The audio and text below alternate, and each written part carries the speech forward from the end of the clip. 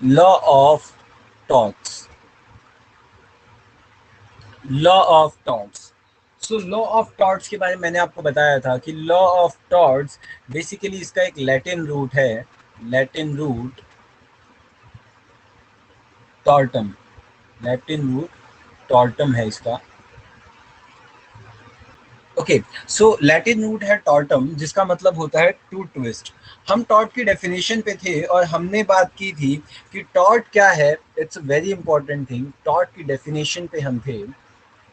And tort की हम बात करें, सो टॉर्ट क्या है? Tort is a civil wrong. Tort क्या है? Tort is a civil wrong other than those, tort is a civil wrong other than those covered under, covered under the breach of trust and contract, breach of trust and contract, which the law, which the law will redress by an action for unliquidated damages, unliquidated damages। इसका मतलब क्या हुआ? मतलब ये हुआ कि tort क्या है? टॉर्ट एक सिविल रॉन्ग है। टॉर्ट कैसा है? Civil wrong. ये क्रिमिनल रॉन्ग नहीं है। मतलब क्रिमिनल रॉन्ग कौन से होते हैं? जो आईपीसी से गवर्न हो जाते हैं, ठीक है। क्राइम किया है, आईपीसी के अंडर आ गया। ये क्या है? It's a civil wrong. Tort क्या है? Tort is a civil wrong other than those covered under breach of trust और कॉन्ट्रैक्ट। भाई ब्रीच ऑफ ट्रस्ट और कॉन्ट्रैक्ट में जो कवर नहीं होते हैं, मतलब क्या हुआ? मतलब ये हुआ कि भाई मान लीजिए ए और बी, ए और बी के बीच में कोई कॉन्ट्रैक्ट है कि भैया मैं आपको गाड़ी बेचूंगा। ए ने कहा, बी ने कहा ठीक है मैं आपकी गाड़ी खरीदूंगा।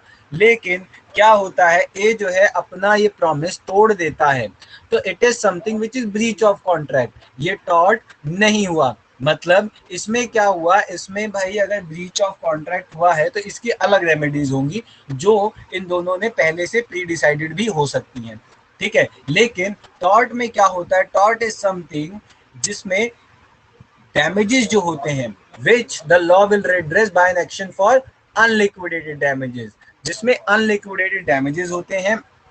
और tort is something a civil wrong which is other than breach of trust और कॉन्ट्रैक्ट। जैसे अब इसमें दो तीन चीजें मैं आपको बता देता हूँ। पहली चीज जो है, अनलिक्विडेटेड डैमेजेस क्या होते हैं?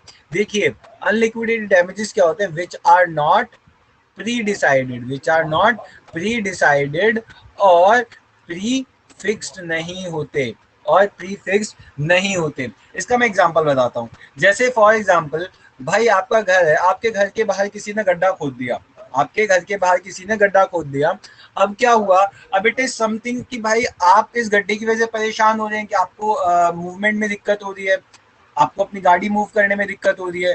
सो इट इज समथिंग कि ये टॉर्ट है। क्या हो गया? ये टॉर्ट हो गया। इसमें आपने इस गड्ढा खोदने वाले के साथ ऐसा तो कोई कॉन्ट्रैक्ट किया नहीं था कि भाई अगर तू गड्ढा खोदेगा तो मैं तुझसे रेमेडी में ये लूंगा, ऐसा तो कुछ किया नहीं था। लेकिन क्योंकि उसने गड्ढा खोदा, इसकी वजह से आपको प्रॉब्लम हुई, इसलिए ये कॉन्सेप्ट टॉर्ट में आ जाता है और ये सिविल रॉन्ग है। और इसमें क्या होता है? इसमें आपको डैमेजेस मिलते हैं, और डैमेजेस आपको वो व्यक्ति देगा जिसकी वजह से आपको नुकसान हुआ है, ठीक है। कौन देगा? जिसकी वजह से आपको नुकसान हुआ है। कॉन्ट्रैक्ट में क्या होता है? कॉन्ट्रैक्ट में सिंपल होता है भाई, टर्म्स डिसाइडेड होते हैं कि अगर आप ब्रीच करेंगे तो आपको ये रेमेडी मिलेगी, ये सारी चीजें डिसाइडेड होती हैं। But in the case of tort law pre decided नहीं होता है। अब टॉर्ट का एक और एग्जांपल जैसे मैं आपको बता देता हूँ। भाई लाउड स्पीकर लगा के डेली कोई गाने चला रहा है, और आपके हैं एग्जाम, आप इसकी वजह से हो रहे हैं परेशान। तो आपने एक बार मना किया, नहीं माना, दो बार मना किया, नहीं माना। आप क्या कर सकते हैं? उसके अगेंस्ट टॉर्ट की कंप्लेन कर सकते हैं। ये कोई क्रिमिनल रॉन्ग तो है नहीं, इट्स अ सिविल रॉन्ग कि भाई आपको नॉइज फैला रहा है, आपको तंग कर रहा है, ठीक है। So it is a civil wrong. अच्छा, एक एग्जांपल और मैं आपको देता हूँ इसका, टॉर्ट का, कि टॉर्ट में और क्या चीजें आ सकती हैं। टॉर्ट में आ सकता है, फॉर एग्जांपल आप घर पे रह रहे हैं, आप एक फ्लैट में रह रहे हैं, it is your flat, and आपके फ्लैट के ऊपर एक और फ्लैट है, फ्लैट 2 है।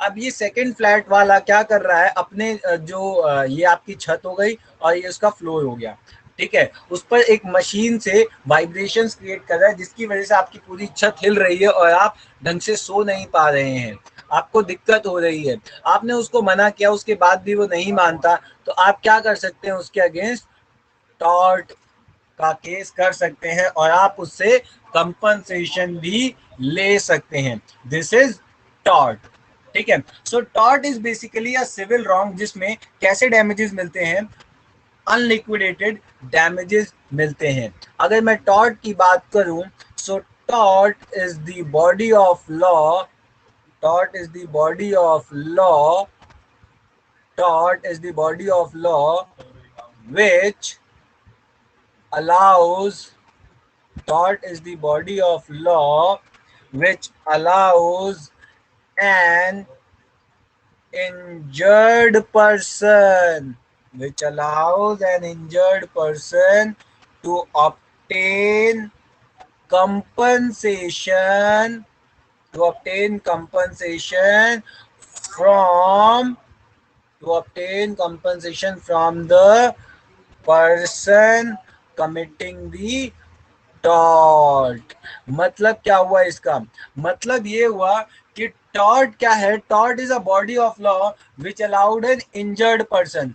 अब इंजर्ड पर्सन, इंजर्ड किसे माना जाएगा, देखो इंजर्ड उसे माना जाएगा जिसे लीगल इंजरी हुई हो, जिसका लीगल राइट जो है इन्फ्रिंज हुआ हो। इन्फ्रिंज, लीगल राइट क्या है भाई, पीसफुली आपका राइट है to peacefully live in your personal space या ऑन योर प्रॉपर्टी, और आपका ये पीसफुल राइट किसकी वजह डिस्टर्ब हुआ, फ्लैट नंबर 2 की वजह से, ठीक है। सो दिस इज समथिंग कि टॉर्ट कमिट हो गया, तो क्या होना चाहिए, लीगल राइट इन्फ्रिंज होना चाहिए, और जब लीगल राइट इन्फ्रिंज होगा तो उसे हम बोलेंगे इंजरी सफर हुई है, और आप उसके लिए कंपनसेशन ले सकते हैं from the person committing tort.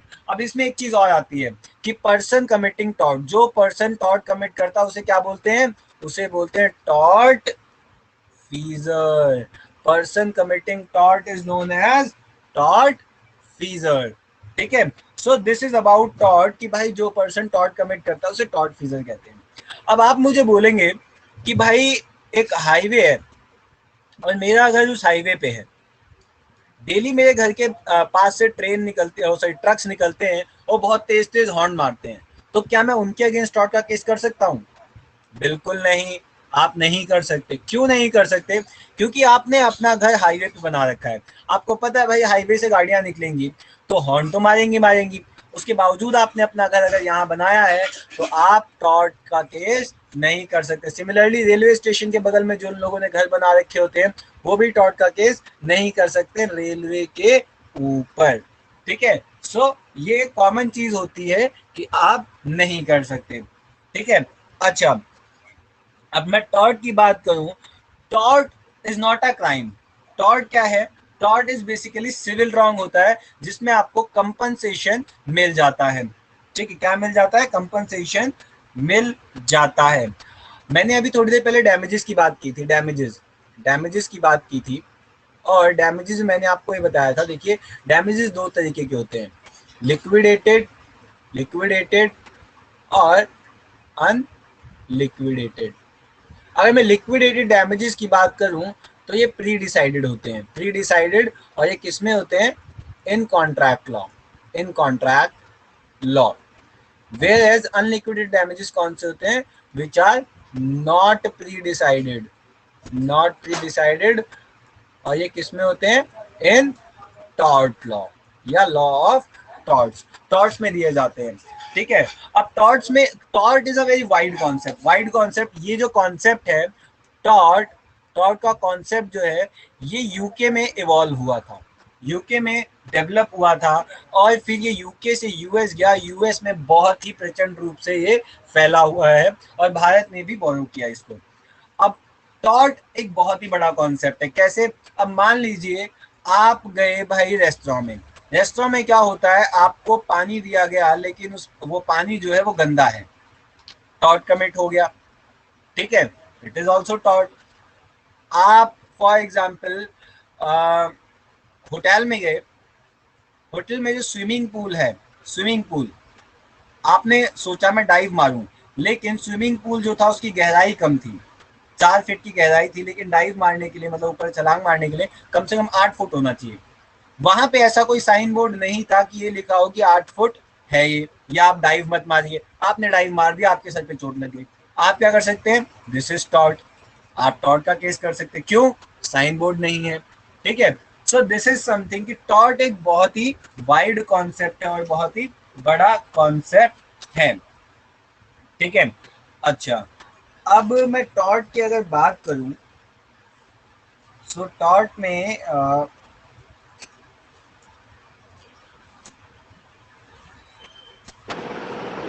Okay, hello. अच्छा, अब एक चीज अरे और आती है, सोशल रॉन्ग्स, रिलीजियस रॉन्ग,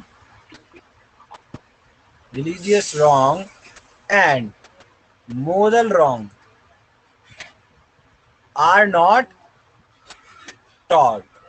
ये टॉट नहीं है।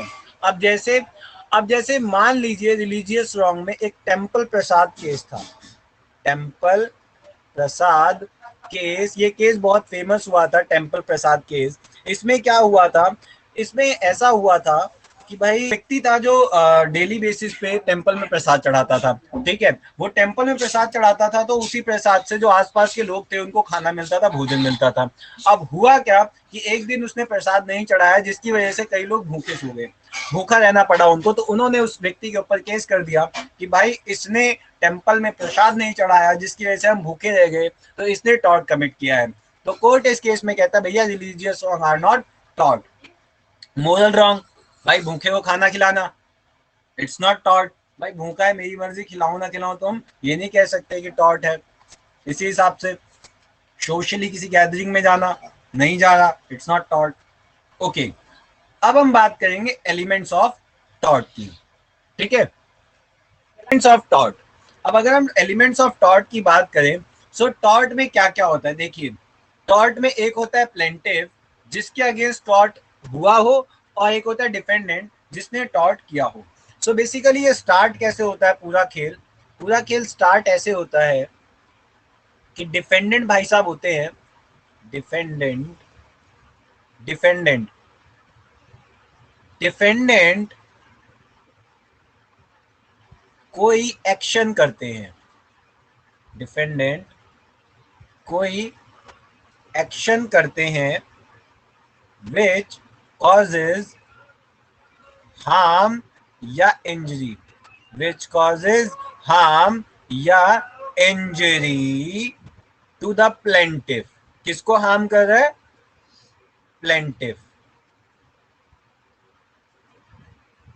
डिफेंडेंट जो कौन होते हैं, ये टॉर्ट फीजर महाशय होते हैं, जिनके किसी एक्शन से प्लेंटिफ को हार्म या इंजरी होती है। फ्लैट नंबर 2 वाला व्यक्ति जो वाइब्रेशंस क्रिएट कर रहा है अपने फ्लोर पे, जिसकी वजह से फ्लैट नंबर 1 वाले व्यक्ति के छत पे वाइब्रेशंस हो रही हैं, वो सो नहीं पा रहा है। सो डिफेंडेंट नंबर 2 क्या हुआ? Tort freezer, sorry, flat number 1 वाला टॉर्ट फ्रीजर, और फ्लैट नंबर 1 वाला नीचे जो है वो क्या हो गया? प्लेंटिफ हो गया। ओके, सो अब इस प्लेंटिफ का क्या होता है, इसके डिफेंडेंट के एक्शन की वजह से इंजरी होती है और उसके लीगल राइट वायलेट होते हैं। क्या वायलेट होते हैं? Legal rights violated, legal rights violate होते हैं। अच्छा, अब लीगल राइट्स वायलेट होते हैं, और लीगल राइट वायलेट होने से आइदर ही सफर्ड डैमेजेस और लॉस, और नॉट सफर डैमेजेस और लॉस। देखो, अगर लीगल राइट वायलेट हुआ है तो चाहे वो डैमेजेस सफर करे या ना करे, इससे कोई फर्क नहीं पड़ता है, और लीगल रेमेडी अवेलेबल होती है, legal remedy is available, legal remedy available होती है और क्या हो जाता है,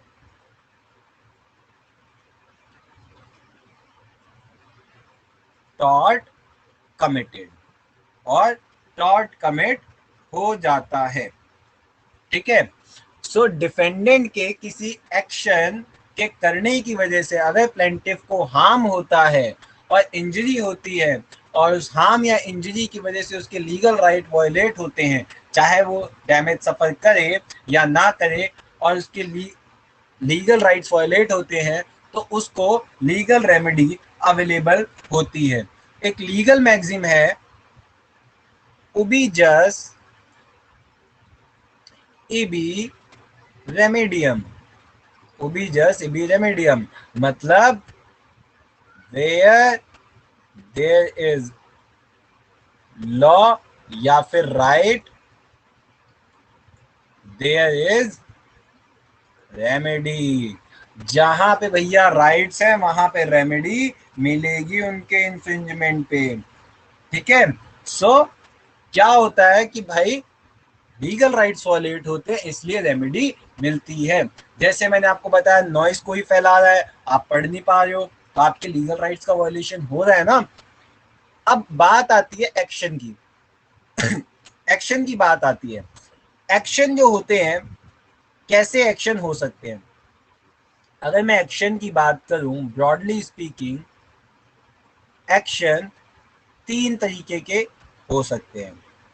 डिफेमेशन हो सकता है, मतलब गुड रेपुटेशन को नुकसान पहुंचाना।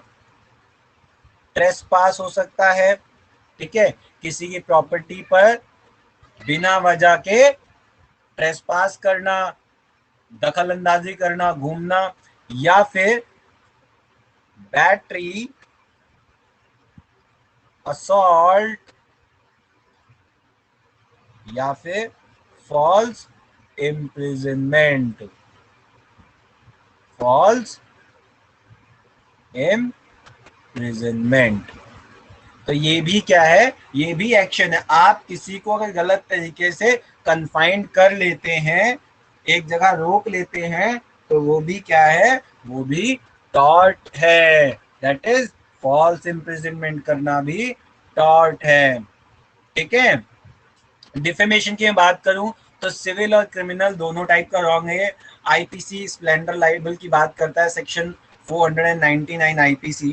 ठीक है, so this is something which is civil as well as criminal wrong.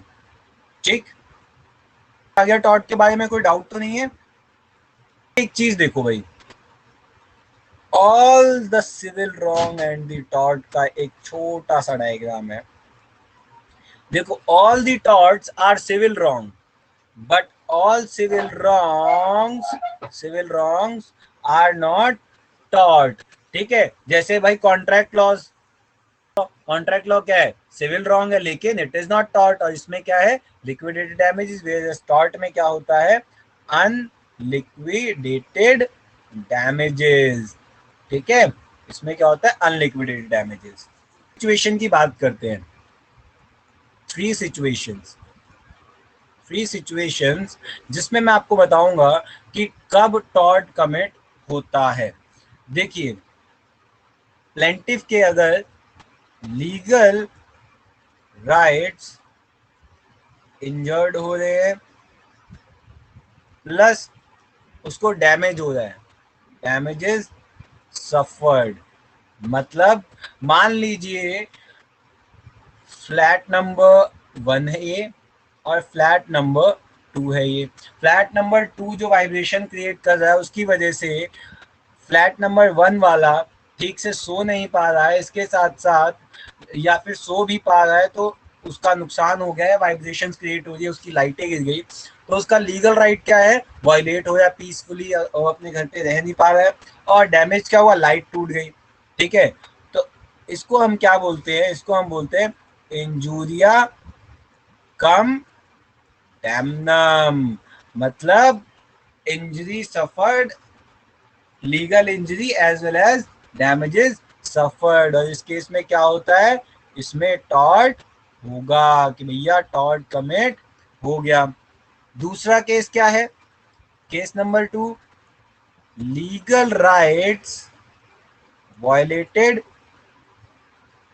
Plus no damages suffered. भाई लीगल राइट वायलेट हो गए लेकिन डैमेज सफर नहीं हुआ।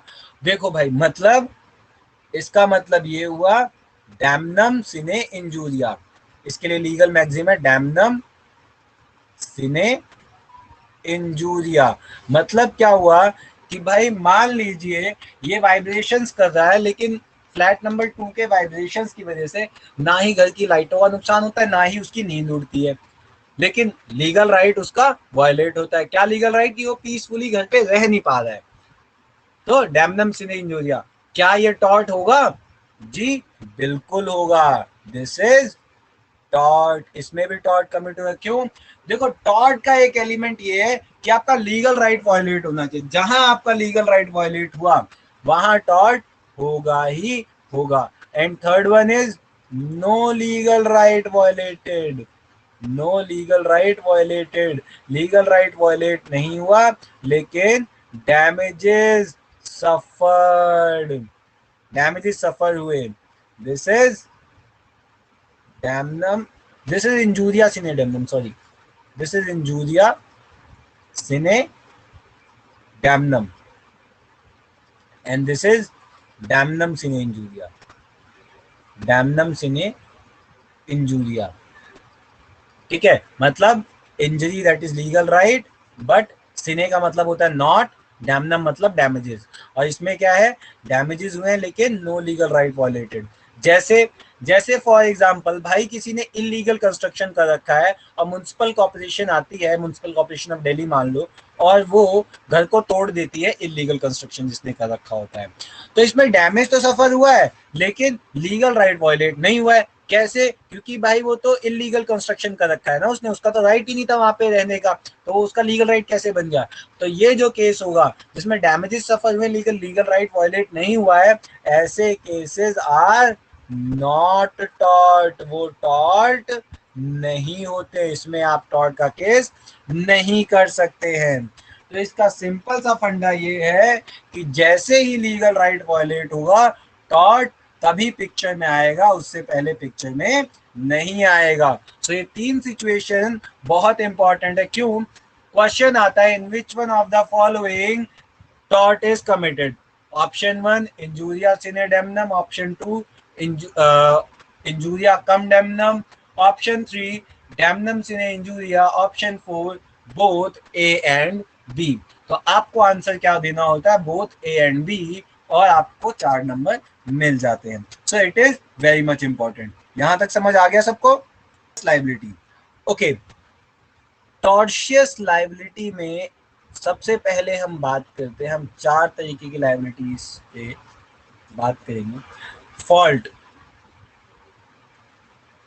कैसा फॉल्ट है, टाइप ऑफ इंजरी कैसी हो रही है, मतलब किसको हो रही है इंजरी, टाइप ऑफ इंजरी। उसके बाद हम बात करेंगे टाइप ऑफ डैमेज, कितने टाइप के, कौन कौन से डैमेजेस हैं, type of damages, and last one excuses क्या क्या दिए जा सकते हैं डिफेंडेंट द्वारा, एक्सक्यूजेस बाय डिफेंडेंट। ओके, सो इसके बारे में बात करेंगे। सो टॉर्शियस लाइबिलिटी में स्ट्रिक्ट लाइबिलिटी होती है, ग्रॉस नेग्लिजेंस हो सकता है, और इंटेंशनल फॉल्ट भी हो सकता है, FAULT फॉल्ट। ठीक है, अच्छा, अब टॉर्शियस लाइबिलिटी की बात मैं अगले लेक्चर में करूंगा, और वो इसलिए क्योंकि टॉर्शियस लाइबिलिटी की अगर मैंने बात अभी की तो आपके सर के ऊपर से जाएगा। So wait for the next lecture, और कल हम बात करेंगे टॉर्शियस लाइबिलिटी के बारे में। ठीक है, सो नेक्स्ट यहाँ तक लेक्चर कोई कितने दिक्कत बजे? हो तो मुझे सारे लोग बता दीजिए।